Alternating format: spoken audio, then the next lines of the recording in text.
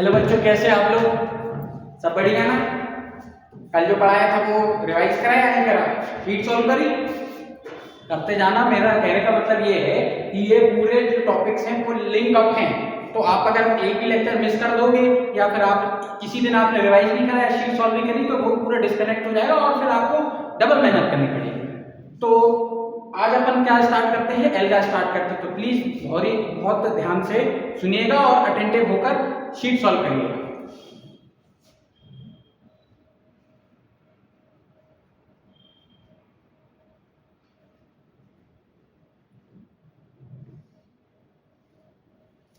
आज अपन क्या पढ़ रहे हैं? एल्गा।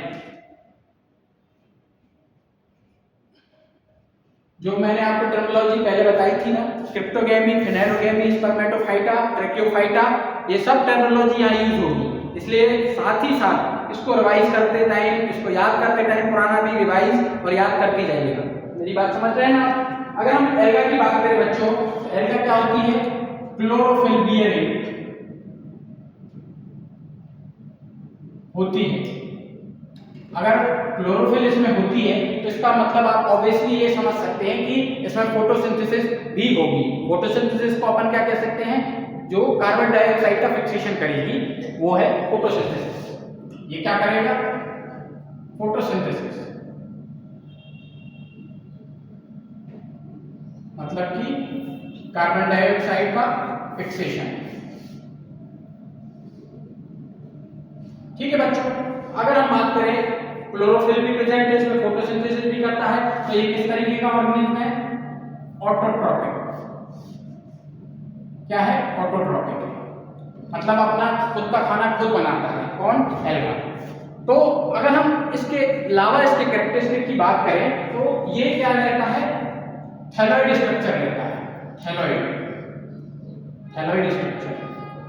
थैलॉइड स्ट्रक्चर का मतलब आप समझते हैं मेरा कहने का मतलब क्या है? थैलॉइड स्ट्रक्चर वो स्ट्रक्चर होता है जो डिफरेंशिएटेड नहीं रहता रूट, स्टेम और लीफ में। ये इसमें ना ही रूट दिखती है, ना ही लीफ होती है, ना ही स्टेम होती है। रूट, स्टेम, लीफ इसमें नहीं होती है। इसकी वजह से अपन इसको कैसा क्या कहते हैं? Thalloid structure.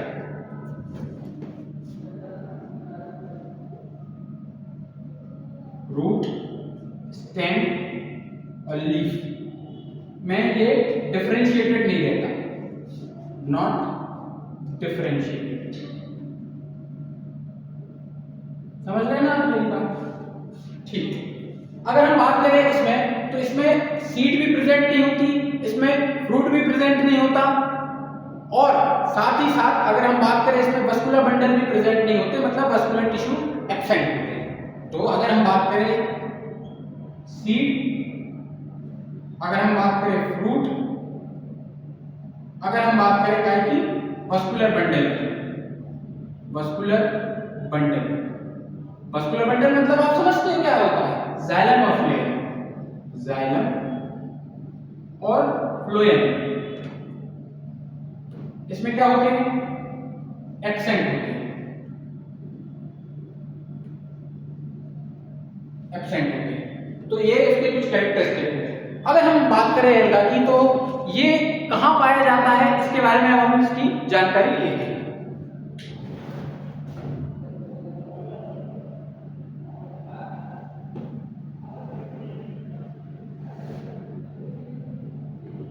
इसके हैबिटाट के बारे में अपन जानते हैं।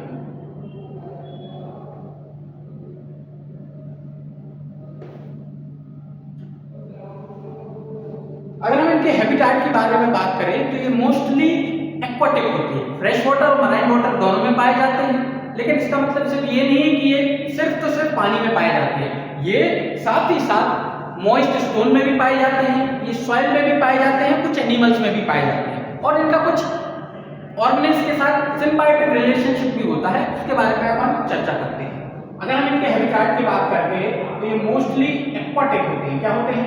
एक्वाटिक। एक्वाटिक में क्या है?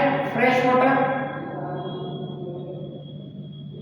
और मराइन वाटर दोनों में होते हैं। समझ गए? और इसके अलावा ये मॉइस्ट स्टोन और सॉइल में भी प्रेजेंट होते हैं। मेरी बात आप समझ गए? मॉइस्ट स्टोन सॉइल में जहां भी पानी का रिसाव ज्यादा हो वहां ये पाई जाती है एल्गा। ठीक है, अगर हम बात करें एनिमल्स की, तो एनिमल में जैसे कि इसका एक एग्जांपल है स्लॉथ बियर। स्लॉथ बियर में एक एल्गा पाई जाती है, उसका नाम क्या है? ट्राइकोफाइलस। ट्राइकोफाइलस नाम की एल्गा स्लॉथ बियर में पाई जाती है। इसके अलावा इनकी सिम्बायोटिक एसोसिएशन भी रहती है, किसकी? एल्गा की। किसके साथ? फंगई के साथ। उसको अपन क्या कहते हैं? लाइकेन कहते हैं। लाइकेन। अगर हम बात करें लाइकेन की, तो इसमें एल्गा और फंगई की सिम्बायोटिक एसोसिएशन होगी। क्या होगी? Symbiotic association. Symbiotic association. अगर हम बात करें एल्गा की, एल्गा क्या करता है इसमें? एल्गा इसको फूड प्रोवाइड करता है, और फंगई क्या करता है? ये ट्रांसपोर्ट करता है वाटर को और मिनरल्स को प्रोवाइड करता है इसको, एल्गा को। तो ये कुछ इनके हैबिटाट हो गए, कहाँ ये पाए जाते हैं। जैसे कि हैबिटाट में ये मोस्टली एक्वाटिक होते हैं, फ्रेश वाटर, मराइन वाटर में भी पाए जाते हैं। इसका मतलब ये नहीं है कि सिर्फ पानी में ही पाए जाएंगे, मोस्टली पानी में पाए जाएंगे। मॉइस्ट स्टोन सॉइल में भी पाए सकते हैं, ये स्लॉथ बियर में भी आ सकते हैं। स्लॉथ बियर में इनका जो एल्गा जो पाया जाता है वो है ट्राइकोफाइलस। अगर हम बात करें, इनका सिम्बायोटिक एसोसिएशन भी रहता है इसके साथ, फंगई के साथ, उसको अपन क्या कहते हैं? लाइकेन। इसका क्या होता है? Symbiotic association. Symbiotic association. आप मेरी बात समझ रहे हैं? ये अपन ने इनके हैबिटेट के बारे में जान लिया। अब अपन इनके फॉर्म्स के बारे में जानेंगे कि ये किस फॉर्म में प्रेजेंट होते हैं। अगर आपने सुना होगा कि जो एल्गा है वो मल्टी सेल्यूलर यूकैरियोट है, लेकिन इसका ये मतलब नहीं है कि इसमें यूनिसेल्युलर एल्गा प्रेजेंट नहीं होती। ये इनका एक फॉर्म है, वो है यूनिसेल्युलर फॉर्म। दूसरा फॉर्म है कॉलोनियल फॉर्म। तीसरा फॉर्म है फिलामेंटस फॉर्म। तो जो यूनिसेल्युलर फॉर्म है उसके एग्जांपल है क्लेमिडोमोनास और क्लोरेला। तो अगर अपन एल्गा को कहेंगे कि कंप्लीटली ये मल्टीसेल्युलर यूकैरियोट है, ऐसा नहीं है, ये यूनिसेल्युलर भी प्रेजेंट होता है। तो अगर हम इनके फॉर्म्स के बारे में बात करें तो फॉर्म्स अपन लिखते हैं इनके।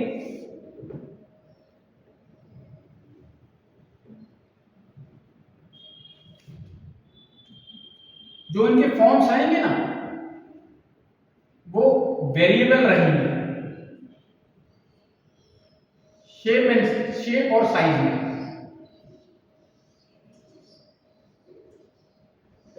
ठीक है, अगर हम बात करें सबसे पहले फॉर्म की, तो पहला जो सबसे इनका फॉर्म है वो है यूनिसेल्युलर। यूनिसेल्युलर का मतलब तो आप सीधा सीधा समझ सकते हैं ना कि इसमें से एक सेल प्रेजेंट होगी। तो यूनिसेल्युलर का एग्जांपल है इसमें क्लेमिडोमोनास, डोमोनास और क्लोरेला। ठीक है, दूसरा है कॉलोनियल। इसका एग्जांपल क्या है? कॉलोनियल मतलब आप समझते हैं, एनसीईआरटी की जब इस चैप्टर की आप शुरुआत करते हैं ना, तो थर्ड पेज पे बॉल बॉक्स का डायग्राम दिया upper side, left side, upper left side में। तो इस तरीके का कुछ बॉल बॉक्स का डायग्राम दिया है, तो वो क्या है? कॉलोनियल फॉर्म है। तो इसका एग्जांपल क्या है? Ball box. ठीक है, अगर हम बात करें फिलामेंटस फॉर्म की, तीसरा जो फॉर्म है वो कौन सा है? Filamentous. Filamentous form. Filamentous form कुछ इस तरीके का होता है, इस तरीके का। अगर हम एनसीईआरटी में कॉलोनियल मतलब बॉल बॉक्स का एग्जांपल देखेंगे, उसके बाजू में यूलोथ्रिक्स का एक एग्जांपल दिया रहेगा, उसमें इसका डायग्राम दिया है। तो प्लीज आप एनसीईआरटी में देख लीजिएगा, वो बहुत इंपॉर्टेंट डायग्राम है। ठीक है, तो इसका एग्जांपल क्या है? यूलोथ्रिक्स और स्पाइरोगाइरा। ये इसके कुछ एग्जांपल हैं। अगर हम बात करें, एक कैल्प होता है, एक कैल्प होता है, जो ब्राउन एल्गा होता है, जो एक तरीके का मराइन फॉर्म है इसका, ब्राउन एल्गा का, उसका नाम है कैल्प। वो क्या करता है, वो अपनी बॉडी को इतना एक्सपांड कर लेता है कि वो 100 मीटर तक एक्सपांड होकर इतना बड़ा हो सकता है। तो एक मराइन फॉर्म जो ब्राउन एल्गा है वो फॉर्म करेगा एक ह्यूज बॉडी और ह्यूज थैलस बॉडी, उसको अपन क्या कहेंगे, kelp. Kelp marine form such as kelp forms a massive thalloid plant body। तो ये कुछ इसके कैरेक्टरिस्टिक हो गए, ये इनका हैबिटेट हो गया, ये इनका कुछ फॉर्म्स हो गए। तो आप इन सबको बहुत अच्छी तरह मेमोराइज कर लीजिए, याद कर लीजिए। मैं इसके बाद आपको हर 5 मिनट बाद, मतलब कि क्लास के लास्ट में 5 मिनट में मैं आपको इसका रिवीजन करा दूंगा। अब अपन इसके बारे में थोड़ा और जानते हैं कि इनमें सेक्सुअल रिप्रोडक्शन, एसेक्सुअल रिप्रोडक्शन और वेजिटेटिव रिप्रोडक्शन कैसे होता है। तो कंप्लीट हो गया, क्लियर ना आप लोग में? चलिए मैं रब कर देता हूँ।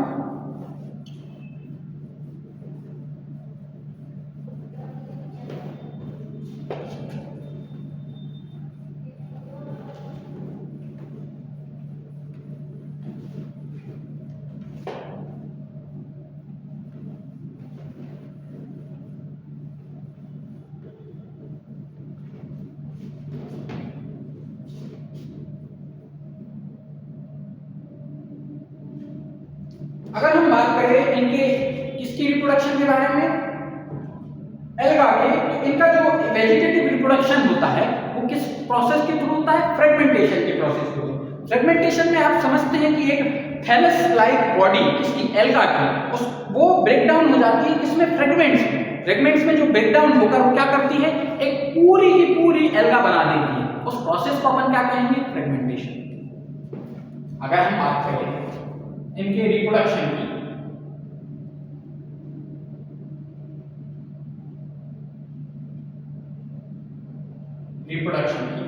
तो पहला क्या है, एसेक्सुअल रिप्रोडक्शन।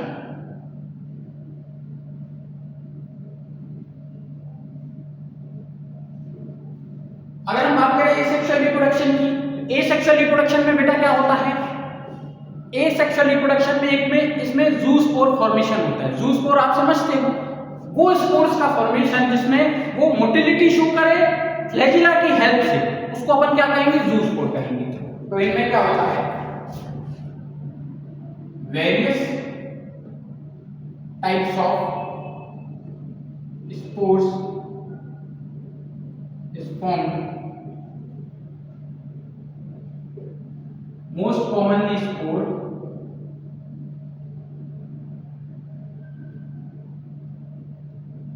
is zoospore।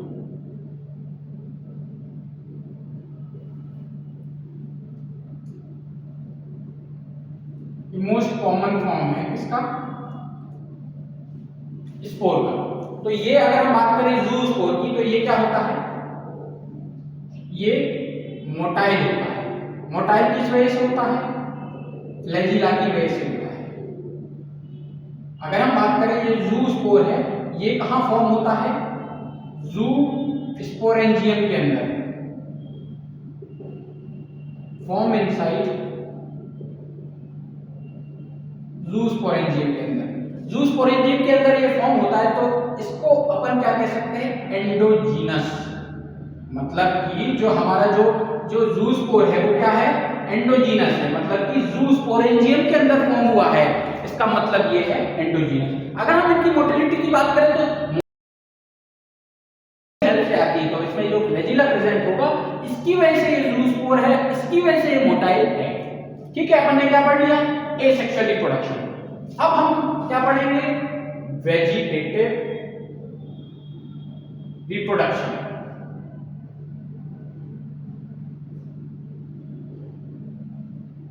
मैंने अभी आपको बताया था वेजिटेटिव रिप्रोडक्शन के बारे में कि इनमें क्या होता है, फ्रेगमेंटेशन। फ्रेगमेंटेशन एक ऐसी प्रोसेस है जिसमें पूरा का पूरा एल्गा रहता है, वो फ्रेगमेंट्स में डिवाइड हो जाता है, ब्रेक हो जाता है, और वो जो फ्रेगमेंट्स रहते हैं ना, फ्रेगमेंट्स क्या बना देते हैं, पूरा एल्गा बना देती है। इस प्रोसेस को अपन क्या कहेंगे, फ्रेगमेंटेशन। इसमें वेजिटेटिव रिप्रोडक्शन में क्या आएगा बच्चों, फ्रेगमेंटेशन। ठीक है। अगर अपन इनके सेक्सुअल रिप्रोडक्शन के बारे में जानते हैं, सेक्सुअल रिप्रोडक्शन में क्या होता है, फ्यूजन होता है गैमीट्स का। तो इसमें क्या होता है, एक मेल गैमीट बनता है, एक फीमेल गैमीट बनता है। मेल गैमीट बनता है और फीमेल गैमीट इनमें फॉर्म होता है। जो भी गैमीट इनमें फॉर्म होंगे वो मॉर्फोलॉजिकली जो सिमिलर रहेंगे ना, अगर वो मॉर्फोलॉजिकली सिमिलर है तो उनको अपन क्या कहेंगे, आइसोगेमस।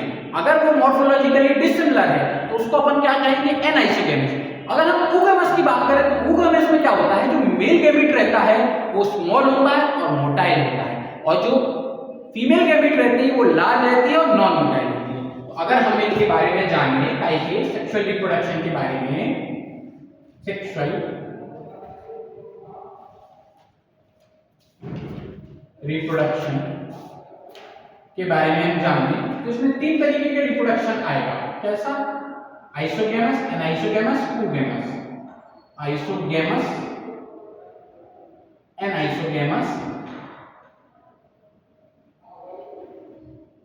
ऊगेमस। तो आइसोगेमस का मतलब क्या है, मॉर्फोलॉजिकली सिमिलर।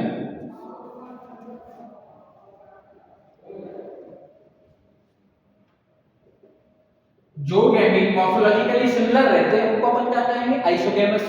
अगर हम बात करें एनाइसोगेमस की तो इसमें क्या रहेंगे, मॉर्फोलॉजिकली डिसिमिलर। इसमें ये मॉर्फोलॉजिकली डिसिमिलर, मॉर्फोलॉजी तो आप समझते होंगे ना, उनका एक्सटर्नल एपियरेंस, वो एक्सटर्नल एपियरेंस में डिसिमिलर होंगे, आइसोगेमस में सिमिलर होंगे। अगर हम ऊगेमस की बात करें तो इसमें क्या होगा, मेल जो गैमीट रहेगा वो मोटाइल होगा और फीमेल जो गैमीट होगी वो नॉन मोटाइल होगा। जो मेल गैमीट रहेगा वो स्मॉल रहेगा और जो फीमेल गैमीट होगी वो लार्ज रहेगी। ठीक है। ऊगेमस की बात करें, मेल गैमीट मोटाइल और स्मॉल, फीमेल गैमीट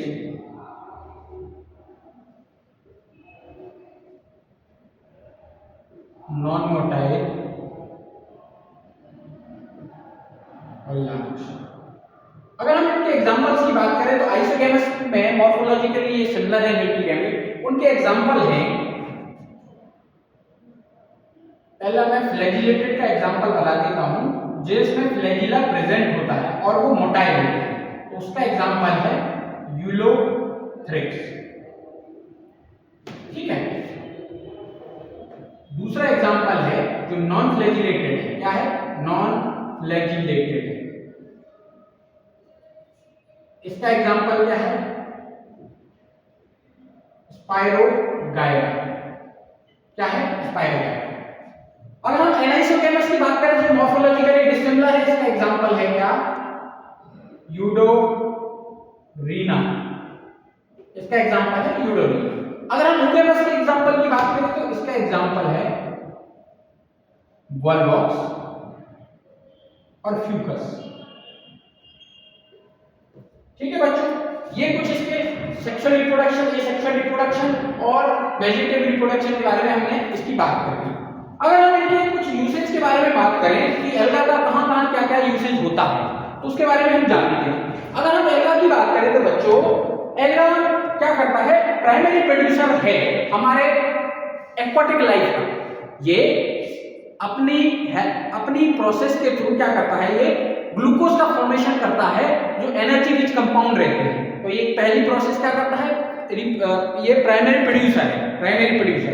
दूसरी प्रोसेस में ये क्या कंप्लीट करता है, ये कार्बन डाइऑक्साइड का फिक्सेशन करा देता है, मतलब कि ये फोटोसिंथेसिस करा देता है। हमारे पूरे एनवायरनमेंट की 50% जो फोटोसिंथेसिस है, मतलब कि कार्बन डाइऑक्साइड का फिक्सेशन है, वो एल्गा ही कराता है। तो सोचो कितनी इंपॉर्टेंस है इसकी, सोचो ना, हमारी 50% जो फोटोसिंथेसिस है वो यही करा रहा है पूरे ऑल ओवर एनवायरनमेंट की। तो ये बहुत इंपॉर्टेंट है, तो प्लीज इसका ध्यान रखिएगा, एक्सटेंड मत होने दीजिएगा। क्या है, ह्यूमन एक्टिविटीज के चक्कर में क्या हुआ है, पिछले 100 साल में बहुत स्पीशीज एक्सटिंक्ट हो गई है, इंडेंजर्ड हो गई है, बिल्कुल कगार पे हैं कि वो खत्म होने वाली है। तो इस चीज का अपन को ध्यान रखना है, ये हमारी रिस्पॉन्सिबिलिटी है कि अगर वो आपको कुछ प्रदान कर रहे हैं हम भी उनका ध्यान रखें, लेकिन अपन करते कहाँ हैं, ये चीज है।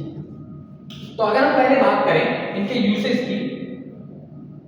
यूसेस की बात करें तो बच्चों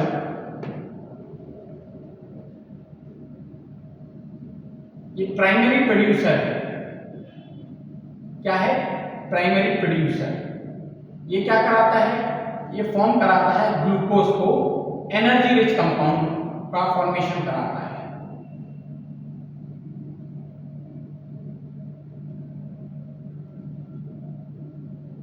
ये क्या कराता है, कार्बन डाइऑक्साइड का फिक्सेशन, मतलब कि फोटोसिंथेसिस कराता है। 50% ऑफ आवर एनवायरनमेंट। आप लोग भी रेड से लिखिएगा, ध्यान रखना है अपन को। अगर हम बात करें तो जैसे कि इसमें कुछ एल्गा है जो एडिबल स्पीशीज की तरह भी एक्ट करती है, जैसे लेमिनेरिया हो गया, सर्गसम हो गया, कोरिफेरा हो गया। ऐसी 70 स्पीशीज को अपन क्या कर सकते हैं, खा सकते हैं। ठीक है, तो ये इस फूड का भी सोर्स है। कौन, alga, क्लैमिडोमोनास,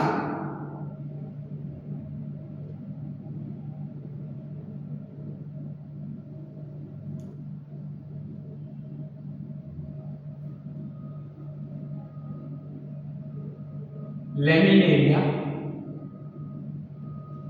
सर्गसम among 70 species are edible। ठीक है, एडिबल है क्लैमिडोमोनास, कॉलेरा, सर्गसम और 70 स्पीशीज जो एडिबल है। अगर हम बात करें, एक आपने एल्गा का नाम सुना होगा, क्लोरेला, तो ये बहुत ज्यादा रिच रहती है काय में, प्रोटीन में। तो क्या होता है, जब जो एस्ट्रोनॉट जाते हैं हमारे अर्थ की ऊपर, मतलब कि सोलर सिस्टम वगैरह पे या मून पे जाते हैं, तो स्पेस ट्रैवलर जब जाते हैं तो वो स्पेस फूड को ले जाते हैं। क्या, क्लोरेला को एज अ स्पेस फूड उसको ले जाते हैं वो अपने यूज के लिए। क्यों, क्योंकि वो प्रोटीन में रिच रहते हैं। अगर हम बात करें क्लोरेला की, act as a space for space traveller. ठीक है बच्चों, ये इसके कुछ इसके यूजेस हो गए। अब अपन इसके बारे में क्या पढ़ेंगे कि कुछ एल्गा रहती हैं वो हाइड्रोक्लोराइड नेचर की होती है। हाइड्रोक्लोराइड नेचर मतलब कि आप समझते हैं, ये वाटर को होल्ड करने की कैपेसिटी रखती है, वाटर को होल्ड करने की कैपेसिटी रखती है। तो वाटर को होल्ड रखने की कैपेसिटी किसमें होती है, एक एल्गा होता है एल्जिन, एक होता है काराजिन और एक अगार। तो हम उसके बारे में भी जानते हैं।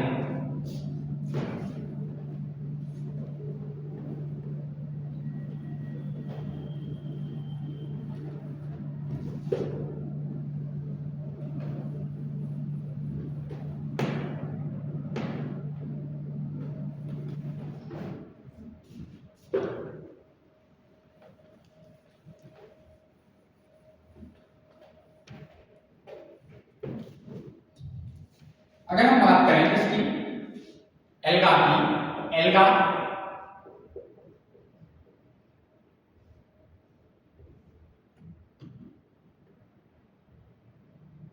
जैसे कि एल्जिन, काराजिन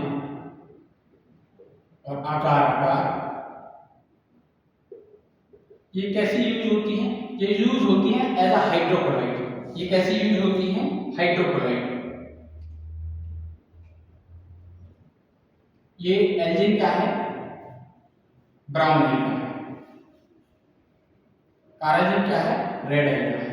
और अगार अगार क्या है? रेड एल्गा है। ये काय से ऑब्टेन्ड होगी? ये ऑब्टेन्ड होगी जिलेडियम और ग्रेसिलेरिया से।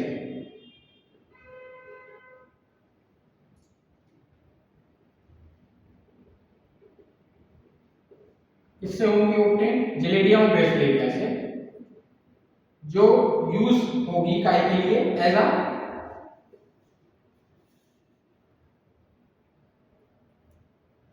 माइक्रोब्स के प्रोडक्शन के लिए और जेलीज बनाने के लिए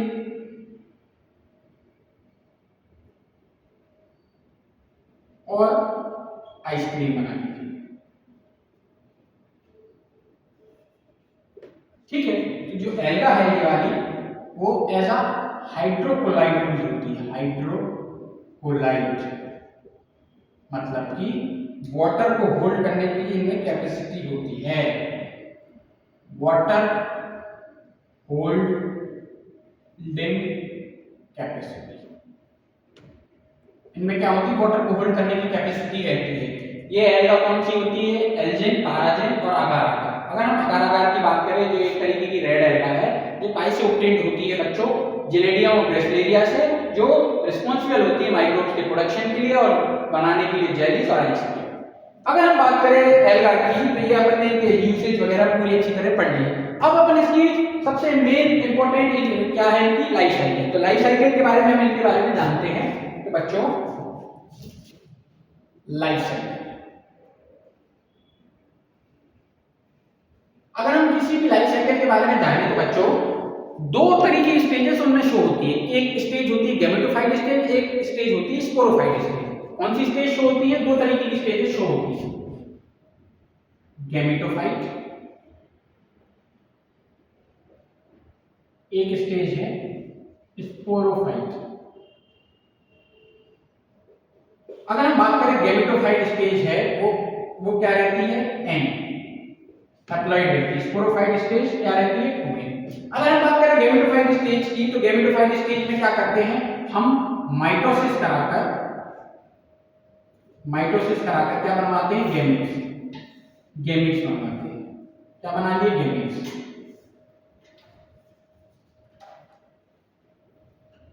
इन गैमेट्स का क्या होता है? फर्टिलाइजेशन, जिससे क्या बनता है? जाइगोट।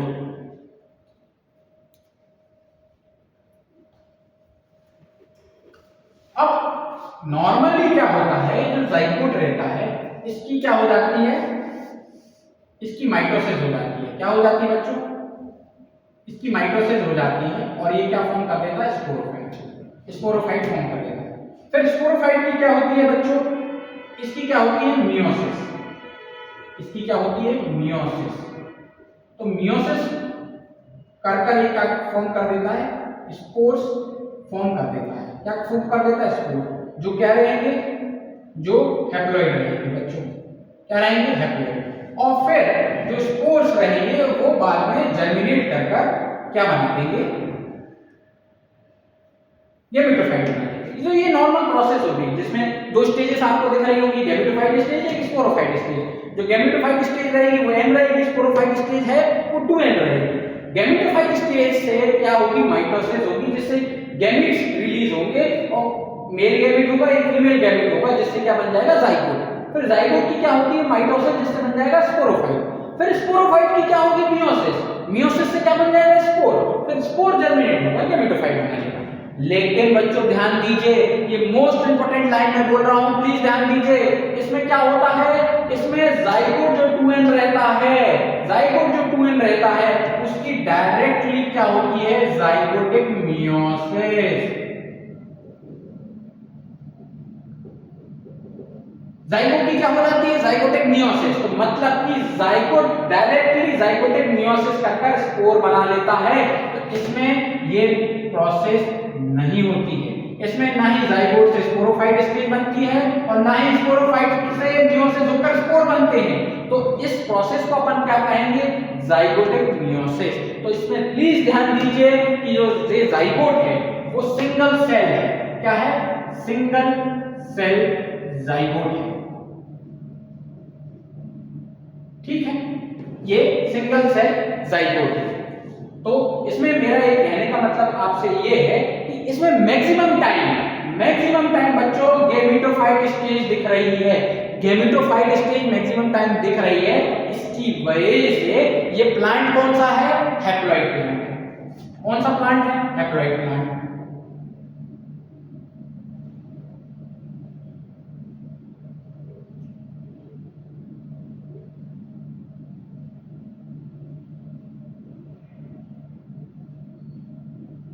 एल्गा हैप्लॉइड प्लांट क्यों है? क्योंकि इनकी जो डोमिनेंट स्टेज है, मतलब कि मेन स्टेज है, वो क्या है? गेमेटोफाइट। समझे बच्चों मेरा कहने का मतलब क्या है? तो प्लीज इस चीज को बहुत अच्छी तरह आज रिवाइज करेगा। इसमें ये है कि इसमें स्पोरोफाइट बनता ही नहीं है। स्पोरोफाइट स्टेज हाईली रिड्यूस रहती है। क्या रहती है? Sporophyte stage is highly reduced.